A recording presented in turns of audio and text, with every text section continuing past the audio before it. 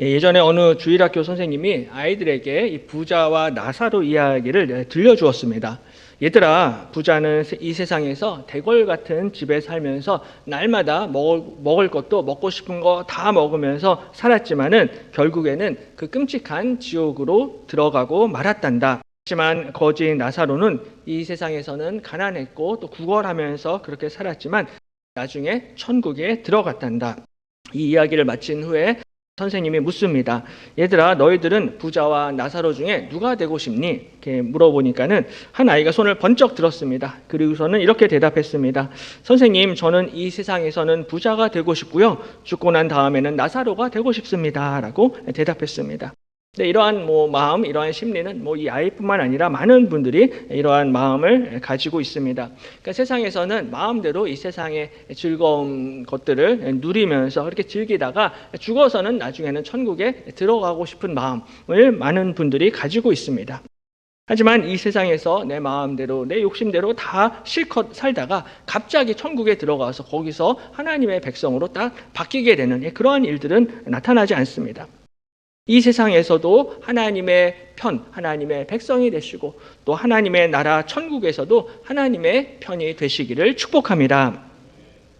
예전에 그 옥하는 목사님이 살아 계실 때 이런 설교를 하신 적이 있습니다. 당신은 좁은 문으로 들어가고 있는가? 라는 이 제목으로 이제 설교를 하셨는데요. 설교 중에 내가 지금 이 좁은 문으로 들어가고 있는지 아닌지를 확인할 수 있는 세 가지 질문을 던지셨습니다.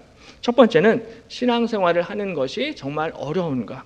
그러니까 신앙생활을 처음 시작하면은 기쁘고 감사하고 또 정말 세상이 좀 다르게 보입니다. 다르게 보이는데요. 신앙생활을 계속하고 말씀을 알아갈수록 하나님이 나한테 요구하시는 것이 많구나라는 것을 조금씩 깨닫게 되죠. 그리고 우리가 살아가고 있는 이 세상, 이 어두운 세상, 이 약한 세상에서 정말로 하나님의 자녀답게 하나님의 아들로서 딸로서 살아가는 것이 얼마나 힘든가라는 것을 알게 됩니다.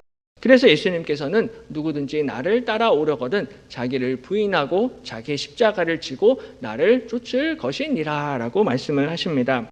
그러니까 제대로 신앙생활을 하려면요, 자기를 부인하고 자기의 십자가를 쥐고 예수님을 따라야 한다라는 것입니다.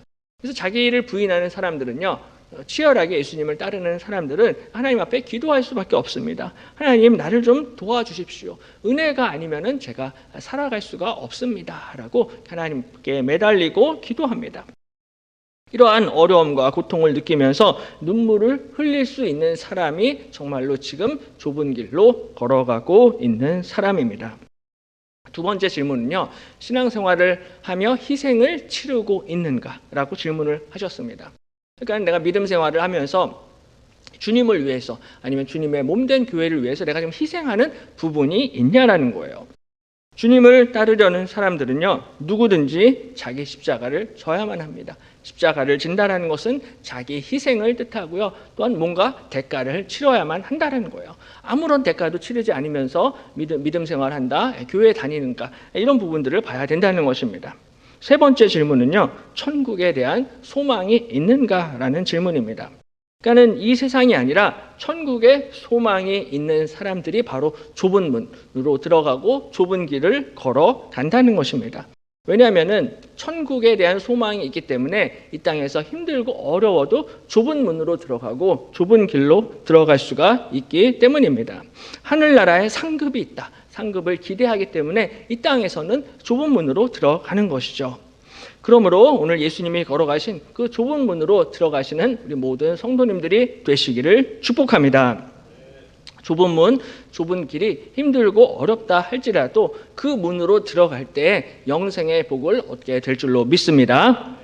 오늘 본문에 등장하는 이 룻이라는 이 여인이요, 이 좁은 문으로 들어갔던 대표적인 믿음의 여인입니다. 룻은 넓은 문이 아니라 좁은 문으로 들어갑니다. 그래서 오늘은 이 룻의 믿음의 고백을 통하여서 좁은 문으로 들어가는 자가 누리는 복이 무엇인지 함께 은혜를 나누겠습니다. 가장 먼저 이 좁은 문으로 들어가는 자는 하나님의 긍휼을 얻게 됩니다. 나오미는 이제 흉년을 피해서 모압 땅으로 이사 왔습니다. 근데 모압 땅에서 남편과 두 아들을 모두 잃어버립니다. 집에 남자가 하나도 없었어요. 하나도 없으니까는 먹고 살 길이 없죠. 바로 이러한 상황에서 나오미는 자신의 두 며느리에게 살 길을 열어줍니다. 8절에 나오미가 두 며느리에게 이르되 너희는 각기 너희 어머니의 집으로 돌아가라.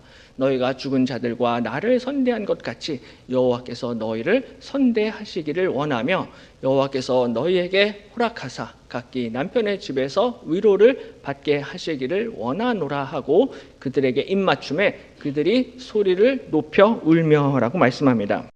나오미는 두 며느리를 이제 떠나보내면서 그들에게 여호와의 복을 빌어줍니다. 두 며느리 오르바와 룻 모두 젊었어요. 젊었기 때문에 얼마든지 이제 너희들 새 남편 맞아서 새 가정을 꾸리고 새 출발할 수 있다라는 거예요. 그래서 하나님께서 너희들이 이제 꾸리게 될 새 가정에 위로를 주시고 그 가정에 복을 받기를 원하노라라고 하면서 그들에게 입을 맞추며 축복하면서 떠나보냅니다. 두 며느리가 소리를 지르며 울면서 나오미를 따르겠다라고 이렇게 말을 하지만은 결국에는 이제 그 오르바는 시어머니 나오미를 떠나게 되었고요. 룻은 나오미 곁에 남게 됩니다. 14절에 그들이 소리를 높여 다시 울더니 오르바는 그의 시어머니에게 입맞추되 룻은 그를 붙조찼더라 말씀합니다. 저 그 노란색 글씨로 붙줬다라는 히브리어 단어가 다바크라는 단어인데요. 이 단어는 달라붙다, 굳게 딱 이렇게 결합하다, 밀착하다, 혹은 충실히 대하다라는 의미를 가지고 있습니다. 그러니까는 어떤 그 사람에게 애정과 충성으로 그 사람에게 굳게 딱 결합이 되어 있고 밀착되어 있다라는 의미입니다. 이 다바크라는 단어가 창세기 2장 24절에서 이렇게 사용이 됩니다.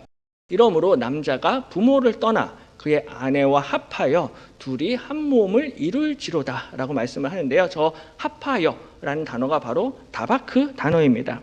그러니까 남자가 아내를 사랑하여 아내와 합하여 한 몸을 이루는 것처럼 룻은 그 시어머니 나오미를 향하여서 그 사랑과 충성을 가지고 이 시어머니 나오미한테 딱 붙어서 붙조찼다라는 그런 의미입니다.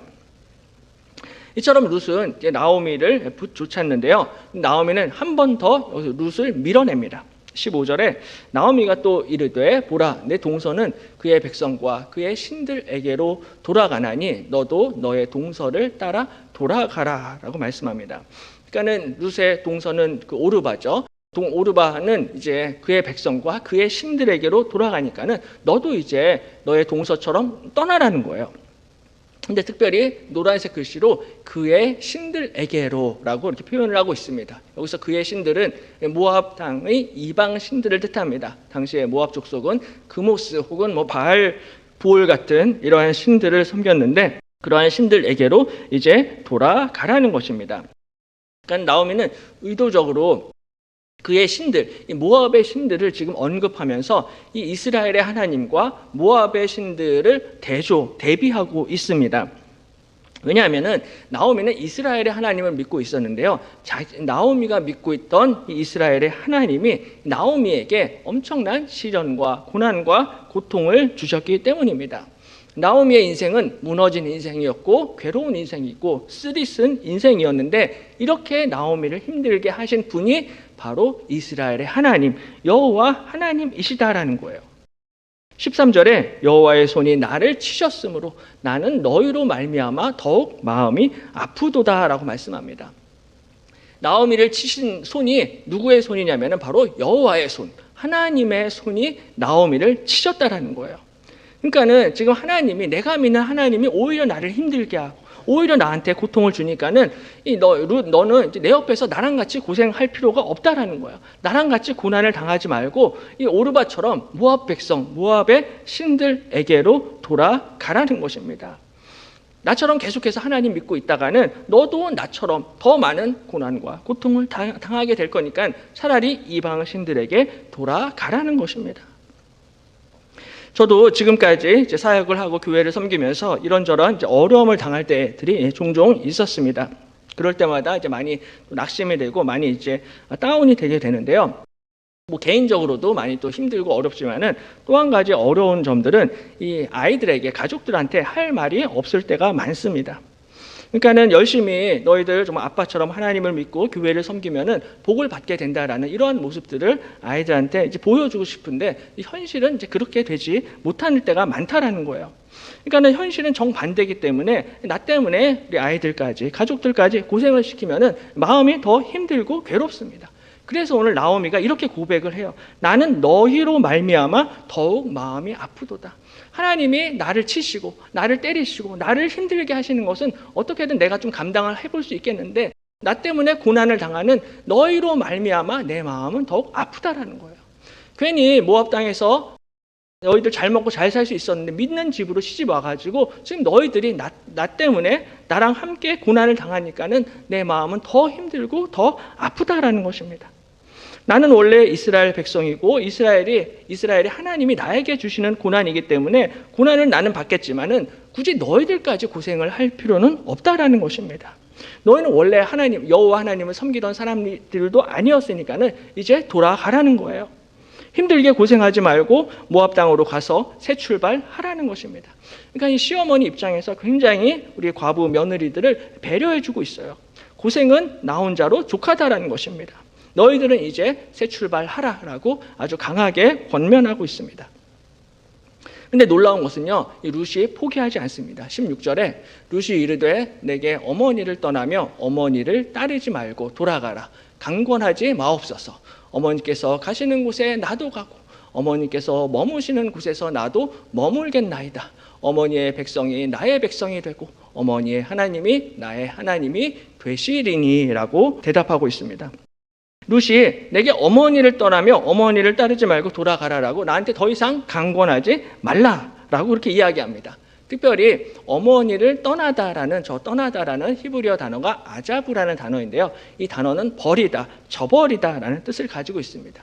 그러니까 룻이 어머니를 떠날 수 없다라는 것은 룻이 어머니를 버릴 수 없다라는 거예요.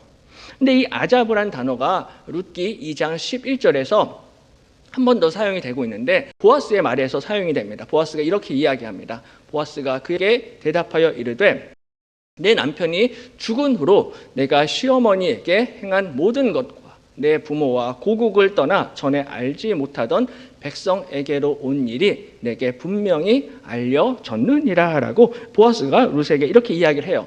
근데 저때 그 노란색 글씨로 내 부모와 고국을 떠났다. 저 떠나다라는 단어가 똑같은 아자브라는 단어입니다. 다시 말해서 룻이 지금 친정 부모님과 고국을 떠났다라는 것은 친정 부모님과 고국을 버렸다라는 거예요. 그 친정 부모님과 고국을 버리고 알지 못하던 백성에게로 왔다는 것입니다. 다시 말해서 룻은 시어머니를 버리지 않기 위해서 친정 부모님과 조국을 버리는 선택을 했다라는 것입니다. 그러니까 내가 친정 어머니와 조국은 버릴지언정 시어머니는 버리지 못하겠다라고 고백하고 있는 것입니다. 이것은 굉장히 놀라운 믿음입니다. 친정 부모님과 내 나라, 내 민족, 내 조국까지 버리면서도 시어머니를 따를 수 있는 여인은 세상에 많지 않을 것입니다. 마치 아브라함이 본토 친척, 아비, 일가 친척 다 떠나서 그 하나님의 부르심에 순종해서 떠나게 되잖아요. 새로운 약속의 땅으로. 근데 그 아브라함처럼 룻도 떠나게 됩니다. 근데 아브라함 같은 경우는요, 하나님이 말씀하셨어요. 하나님이 명령하셨어요. 떠나라고. 근데 룻은 그게 아니었거든요. 하나님이 아무런 말씀을 안 하셨습니다. 그런데도 본인이 시어머니를 생각하고 시어머니에 대한 의리와 충성으로 말미암아 시어머니를 끝까지 선택하고 따르고 있다라는 것입니다. 어떻게 보면 진짜 아브라함보다 훨씬 더 뛰어난 놀라운 믿음을 보여주고 있어요. 그래서 어머니께서 가시는 곳에 나도 가고 어머니께서 머무시는 곳에서 나도 머물겠나이다. 어머니의 백성이 나의 백성이 되고 어머니의 하나님이 나의 하나님이 되시리니 말씀합니다. 어머니의 하나님이 나의 하나님이 되신다라는 거예요. 근데 이 어머니의 하나님은요, 어머니를 치신 하나님이세요. 항상 복만 주고 잘되게 해주시는 하나님이 아니라 어머니와 룻에게 엄청난 고난과 고통을 주신 이 하나님이십니다. 그런데 그렇게 나를 치시고 그렇게 고난과 고통을 주셔도 그 하나님이 나의 하나님이 되신다라는 어마어마한 믿음의 고백을 하고 있는 것입니다. 나를 치시고 나에게 고난을 주셔도 그 하나님이 나의 하나님이 되신다라는 거예요. 바로 오늘 이 룻의 아름다운 믿음의 고백이 오늘 저와 여러분의 고백이 되시기를 바랍니다. 내가 잘되고 내가 성공할 때만 나의 하나님이라고 고백하는 것이 아니라 내가 고난을 당하고 시련을 당하고 하나님이 나를 때리시고 나를 치실 때조차도 주님이 나의 주님이십니다. 주님이 나의 하나님이십니다. 라고 고백하시기를 축복합니다. 내가 잘 먹고 잘 살 때만 하나님이 나의 하나님이 되는 게 아니라 힘들고 어려울고 고통 가운데 있을 때도 그 하나님이 나의 하나님이십니다. 라고 고백하고 있다라는 것입니다. 시편 102편을 보시면요, 이 시인이 정말 하나님 앞에 고난을 당하게 되는데 뼈가 새까맣게 타들어가는 엄청난 고난을 당하게 됩니다. 3절에 내 날이 연기같이 소멸하며 내 뼈가 숯같이 탔음이니이다. 내가 음식 먹기도 잊었으므로 내 마음이 풀같이 시들고 말라버렸사오며 나의 탄식 소리로 말미암아 나의 살이 뼈에 붙었나이다 말씀합니다. 뼈는 숯같이 타버렸습니다. 그리고 살은 뼈에 딱 붙어서 피골이 상접합니다. 음식을 먹는 것도 잊어버렸고요. 마음은 풀같이 시들고 말라버렸어요. 몸과 마음과 영혼과 모든 것들이 철저하게 무너지고 망가졌고 피폐해질 대로 피폐해진 상황입니다. 그러니까 오늘 나오미가 당하는 이 고난처럼 엄청난 고난을 시인이 당하게 됩니다. 뿐만 아니라 나는 죄를 양식같이 먹으며 나는 눈물 섞인 물을 마셨나이다. 주의 분노와 진노로 말미암음이라 주께서 나를 들어서 던지셨나이다 라고 고백하고 있습니다. 하나님이 나에 대해서 분노하셨다는 거, 진노하셔서 나를 들어서 던지셨다라고까지 표현하고 있습니다.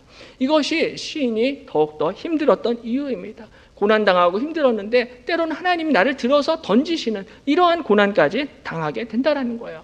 마치 하나님이 나오미를 치셨던 것처럼 하나님이 이 시인도 들어서 던지셨다는 것입니다.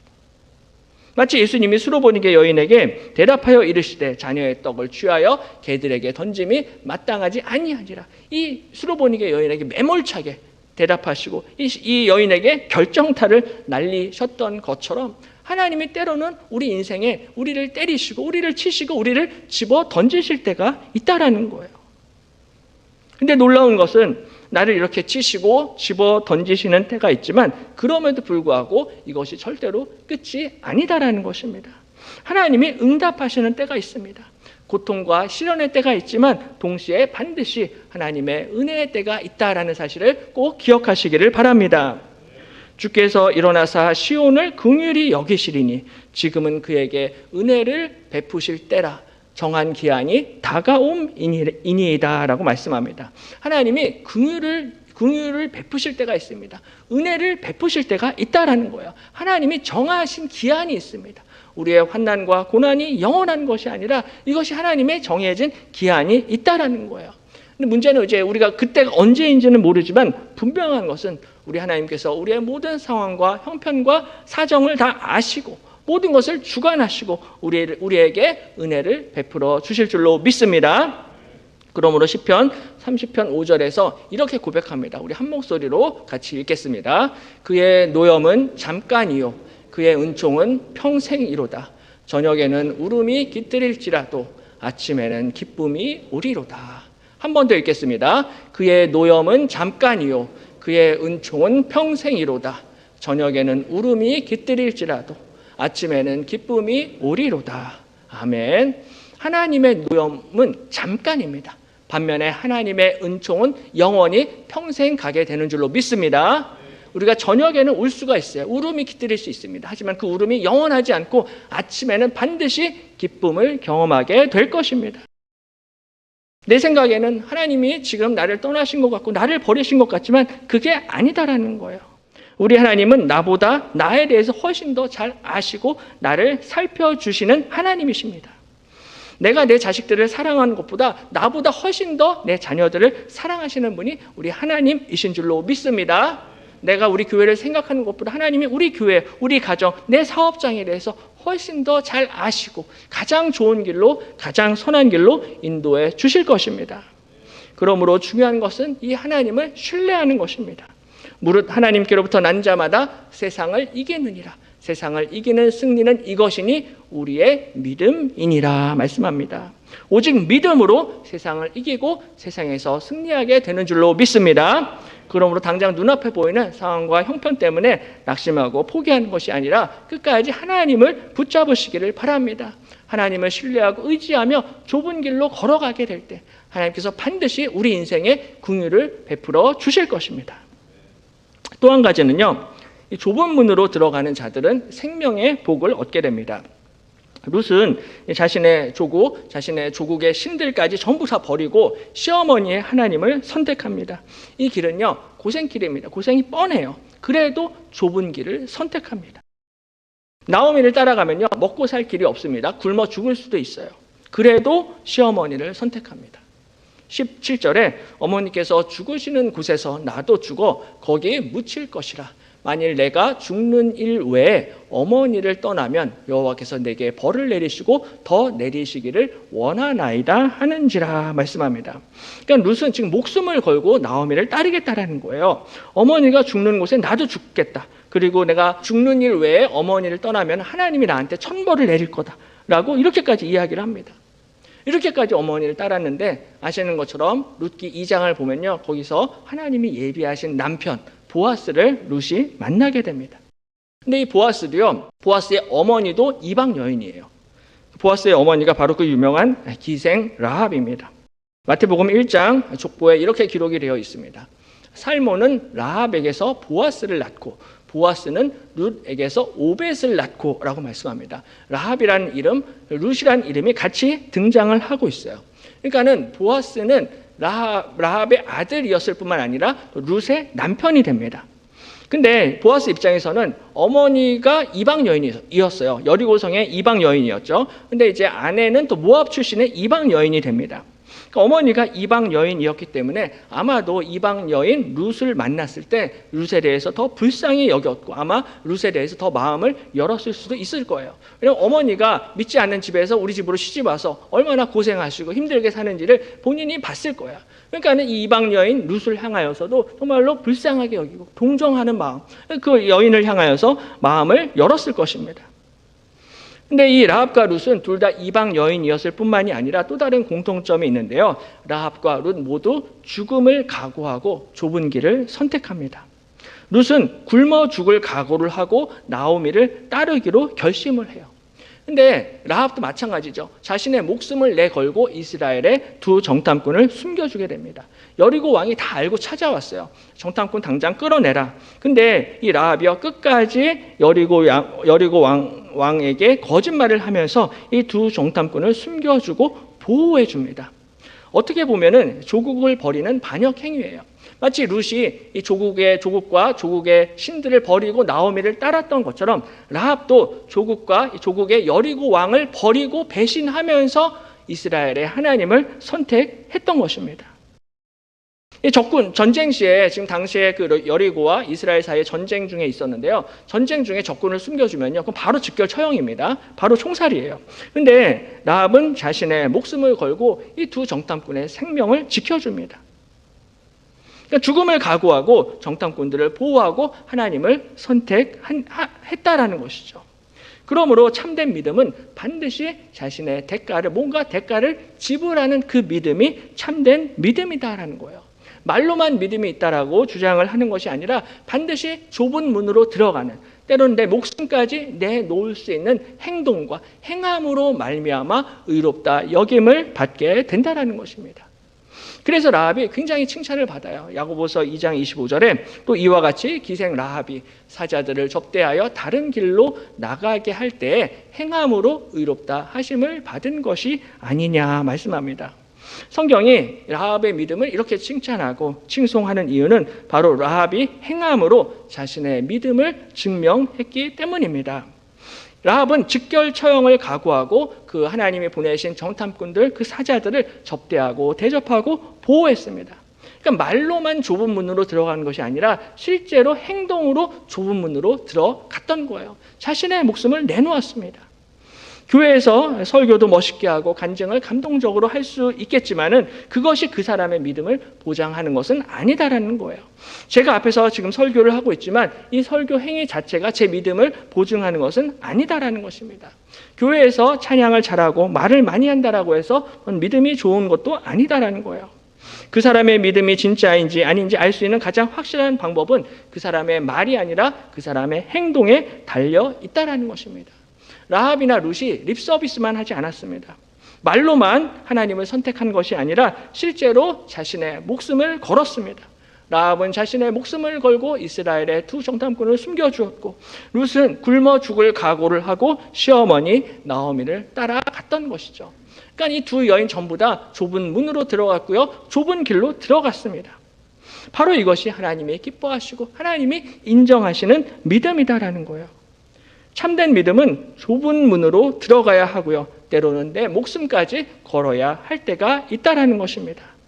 정말 아브라함처럼 사랑하는 자식의 목숨까지도 하나님 앞에 걸어야 할 때가 있다라는 것입니다.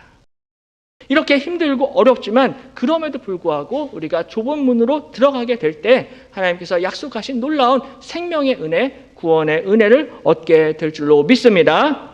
나를 위하여 자기 목숨을 잃는 자는 목숨을 얻으리라 라고 주님께서 분명히 약속하셨습니다. 그래서 라합과 룻도 역시 이러한 복을 받게 되는데요, 그 복이 족보에 기록이 되어져 있어요. 마태복음 1장 5절에 살모는 라합에게서 보아스를 낳고, 보아스는 룻에게서 오벳을 낳고, 오벳은 이새를 낳고, 이새는 다윗 왕을 낳으니라 말씀합니다. 라합과 룻 모두 다윗 왕의 족보에 이름이 오르게 됩니다. 그리고 다윗 왕의 족보에 오를 뿐만 아니라 예수 그리스도의 족보에 그 이름이 기록되게 됩니다. 바로 목숨을 내어놓고 죽음을 각오하고 좁은 길을 걸어갔던 이 여인들의 신앙의 지조가 바로 예수님의 족보에까지 오르게 만들었다는 것입니다. 바로 예수님의 족보에 새겨져서 이 아름다운 룻과 라합의 아름다운 이 신앙의 유산이 오늘날까지도 칭찬받고 칭송받고 있다라는 거예요. 이처럼 좁은 문으로 들어가는 자들이 예수 그리스도의 족보에 오르게 되고 예수님의 가족이 되는 줄로 믿습니다. 이 좁은 문으로 들어가야지만 예수님의 족보에 오를 수 있다라는 거예요. 그러므로 예수님께서는 좁은 문으로 들어가라, 멸망으로 인도하는 문은 크고 그 길이 넓어 그리로 들어가는 자가 많고, 생명으로 인도하는 문은 좁고 길이 협착하여 찾는 자가 적음이라 말씀합니다.